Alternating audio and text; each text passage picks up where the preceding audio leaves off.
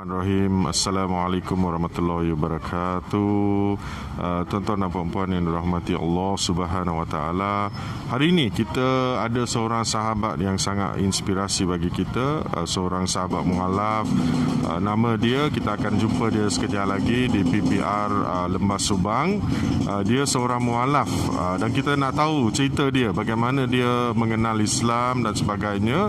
InsyaAllah kita akan jumpa dia sekejap lagi ya. Alhamdulillah kita bersama dengan Brother Prem hari ini. Alhamdulillah. Okey, serba sedikit kita nak tanya Brother Prem kita ni. Kita tengok ni sahabat kita bagaimana dia memeluk agama Islam. Mungkin bro boleh perkenalkan diri bro, insyaAllah. Bismillahirrahmanirrahim. Assalamualaikum warahmatullahi wabarakatuh. Nama saya Muhammad Aiman Prem bin Abdullah. Saya memeluk agama Islam pada tahun 2004 tapi mengenal Islam sebelum saya masuk sekolah lagi. Waktu saya membesar di Ceras Taman Santex, jiran yang paling rapat dengan saya ialah satu keluarga Melayu Islam. So umur saya waktu itu dalam lingkungan 6 hingga 7 tahun, belum sekolah lagi, saya masih ingat. Kita sangat rapat, akrab dengan keluarga tu. Diorang pun datang rumah saya ziarah, lepak, tengok TV, makan, minum, serupa macam kita. Adik-beradik saya pun pergi rumah diorang. So kita bersaudara lah macam tu. Ya, lebih kurang. Tapi macam mana boleh tertarik dengan Islam? Mungkin dalam memeluk agama Islam bila? 2004. 2004. Sekarang dah 2020, so dah hampir 16 tahun. Oh, 16 tahun. Bulan 9 16 hari bulan genap 16 tahun. 16 tahun. Bagaimana dapat hidayah? Maksudnya mungkin tertarik, in the beginning tertarik memeluk agama Islam, nak memeluk agama Islam, tapi muda sangat kan, betul tak? Betul. Tapi muda. Apa turning point sampai brother ingat yang yes, I'm ready to become a Muslim? Okey, itu hidayah ni satu ketentuan dan milik Allah. Setuju. Okey. Alhamdulillah. Yang terima hidayah ini daripada Allah Subhanahu Wa Taala yang dipilih. So saya rasa punca dia ada banyak punca. Salah satu punca yang ditakluk di kerajaan Malaysia, undang-undang kita, perkahwinan antara agama lain dengan agama Islam. Seseorang itu harus memeluk agama Islam. Okay. So itu satu punca. So saya rasa itu satu hidayah yang Allah berikan kepada saya melalui asbab melalui perkahwinan. Alhamdulillah. So baru memeluk agama Islam. Sebelum tu saya cuba usaha, ada peluang tapi banyak larangan. Betul. So kadang-kadang kan kita nak terima Islam, tetapi hidayah Allah beri tak tahu bila. Dan asbab dia pun tak tahu. Asbab dia pun datang cara macam mana pun. Macam bro punya ialah perkahwinan kan. Alhamdulillah. So hari ini bro ialah seorang Islam. Ya, Muslim. Alhamdulillah, seorang Muslim. So bagaimana dalam 16 tahun ni perjalanan hidup bro? Sebagai hidup seorang Islam. Ya, okey. Apa perbezaan dia dan sebagainya? Ya, okey. Itu soalan yang bagus. Okey. Ada cara agama saya sebelum ni memeluk Islam was Hindu So beza dia sekarang yang saya nampak main point ialah ketenangan. Ketenangan selepas memilih agama Islam, praktik, cara-cara kita buat, kita amalan tu akan bagi satu keseronokan dalam diri kita sendiri daripada agama yang asal. Dan amalkan agama Islam sekarang ni, kita boleh nampak, kita boleh rasa sendiri ketenangan. Alhamdulillah. Pressure ke kita tahu kita sekarang ni ada halal haram, benda yang paling basic. So you boleh cari yang halal, tinggalkan yang haram, senang saja. Betul.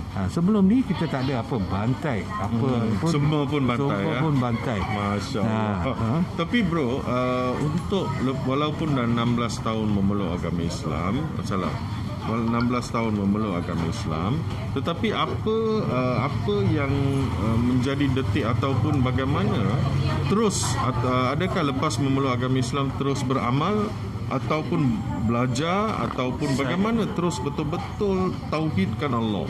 Sebab kita tahu bukan mudah. Ada di kalangan mereka yang memeluk agama Islam, tetapi mereka sebab daripada agama lain, mereka masih tengah struggle untuk tauhidkan Allah, untuk kenal Allah dan juga untuk betul-betul beramal dalam Islam. So bagaimana bro melalui fasa-fasa itu? Okey, fasa tu saya melalui bila saya dah tinggalkan isteri pertama saya, perkahwinan asal saya dulu, dan saya duduk membujang. So dalam waktu duduk membujang ni, saya tanya dengan seseorang yang beragama Islam macam mana cara apa semua. So diorang kata suggest yang paling senang untuk meluk Islam pergi ke Jalan Ipoh. Ada bangunan Perkim sana. Kau pergi jumpa mana-mana ustaz. Ada yang boleh bahasa Tamil, ada yang boleh bahasa Mandarin ke, English ke. Kau bahasa mana yang kau senang tutur, kau pergi jumpa, saya tanya diorang pendapat. Diorang paling yang faham untuk deal dengan kita punya kes ni lah. So saya pergi ke Perkim, jumpa dengan Ustaz Amran. So dia suggest, betul ke? Untuk apa? Kenapa nak masuk Islam? Nanti keluarga larang, keluarga buang apa semua. Saya kata, saya pada cakap macam tu dia tanya, keluarga buang nanti you duduk tepi jalan semua, tak ada kerja apa semua. Betul ke you nak perlu? Saya kata, saya punya keluarga bukan dari kategori macam tu. Bapa saya kerja kerajaan, pejabat LSDN. So dia punya kawan rakan sekerja semua Melayu apa semua. So sebelum saya pergi ke Perki pun, saya ada macam bagi bunga-bunga dekat dia orang. So dia kata ada bagi hint lah. Ada bagi hint. So dia, mak saya walaupun asal daripada Sri Lanka, dia dalam kematian dia pun masih pegang IC merah. Tak sempat nak tukar ke biru walaupun dah layak tukar IC biru, tapi dia punya mindset dah duduk di Malaysia selama lebih 30 tahun. Dia pun sendiri cakap dengan saya, apa decision yang you buat, as long you punya life happy. Correct. Itu kata-kata daripada mendiang mak saya lah. Bagaimana dengan ujian bro? Ada tak ujian selepas memeluk agama Islam? Ujian tu lebih kurang lah. Kawan-kawan rapat, saudara mara macam terkejut dengan keputusan saya buat. So saya nampak yang macam dia mula-mula sekali dipinggirkan. Yang saya dipinggirkan, so saya tak kisah. Saya tak kisah nak pinggirkan saya tak rugi apa-apa. Sebelum ni pun saya tak harapkan apa-apa daripada dia orang. So saya just carry on. Nasib baik kerja tu saya boleh buat sendiri apa semua. So saya disyorkan oleh Perkim, suruh datang tahukan yang basic dulu sebelum peluk Islam. Apa itu belajar Islam, tentang basic, asas dulu. So saya hadir dalam 6-7 kelas. Dalam 1-2 kelas tu yang saya tertarik yang pasal tauhid. Mengesakan Allah Subhanahu Wa Taala. Alhamdulillah. So itu yang point yang saya dapat, yang apa nama kalau nak sebut hidayah religion punya pemahaman tentang Islam. Betul. Saya rasa saya setujulah dengan bro.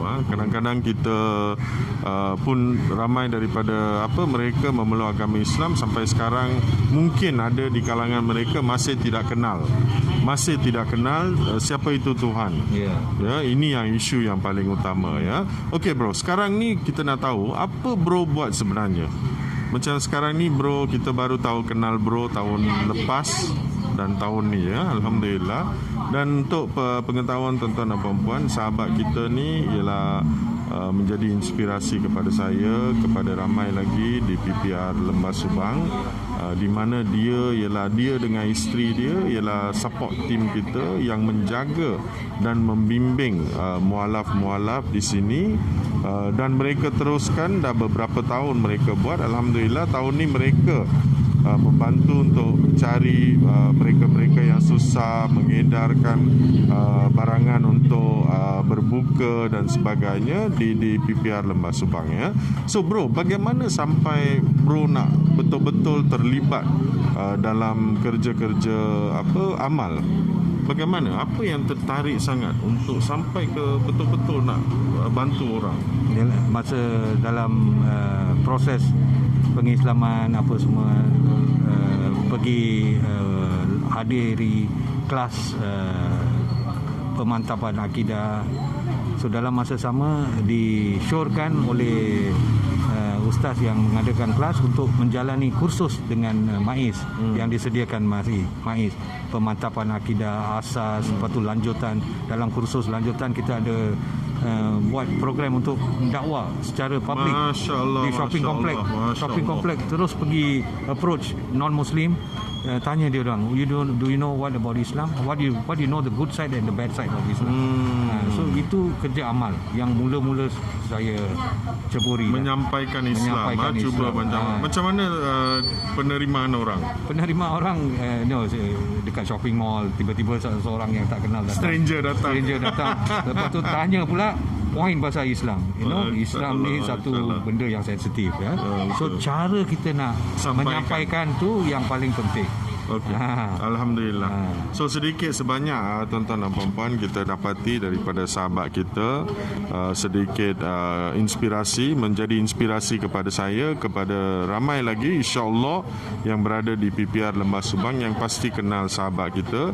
Ya, saya nak tanya satu je soalan, last soalan kepada beliau. Bro, boleh tak beri sedikit kata-kata semangat atau kata akhir dalam bulan Ramadan ni kepada semua sahabat-sahabat kita, bukan saja daripada mualaf tetapi daripada sahabat se-Islam kita, supaya ia menjadi inspirasi untuk mereka untuk teruskan perjalanan mereka sebagai seorang Islam. InsyaAllah. Okey, kata-kata saya dalam bulan yang mulia Ramadan ini yang seperti ayat yang diturunkan, firman Allah, ayatnya saya tak berapa pasti, tapi berpuasalah dan bertakwalah kamu kepada Allah Subhanahu Wa Taala seperti di mana sahabat-sahabat lain yang disyaratkan untuk berpuasa. So dalam 12 bulan yang kita ada dalam setahun, satu bulan ini saja yang kita boleh puasa Ramadan. Make use of it, bertakwa dan improve yourself. Improve yourself. Dalam masa sama kita kena mengetahui perjalanan hidup orang yang betul-betul terpaksa berpuasa sebab tak mampu. Itu Allah bagi kita satu pengajaran macam mana kita nak melalui proses tu. Sebulan kita lalui proses tu, kita kena amalkan untuk 11 bulan yang akan datang, insyaAllah. InsyaAllah. Alhamdulillah. Alhamdulillah. Okey, itu dia tuan-tuan dan puan-puan, sahabat kita Brother Prem, dengan kata-kata semangat dia untuk saling membantu sesama umat Islam dan juga sesama makhluk Allah. Ya, Alhamdulillah. Dengan itu, terima kasih tuan-tuan dan puan-puan. Ya, ini satu program kita, iaitu program yang kita mulakan baru-baru ni, yang kita akan lancarkan, iaitu Road to Jannah. Ini sedikit inspirasi daripada kami. Assalamualaikum warahmatullahi wabarakatuh.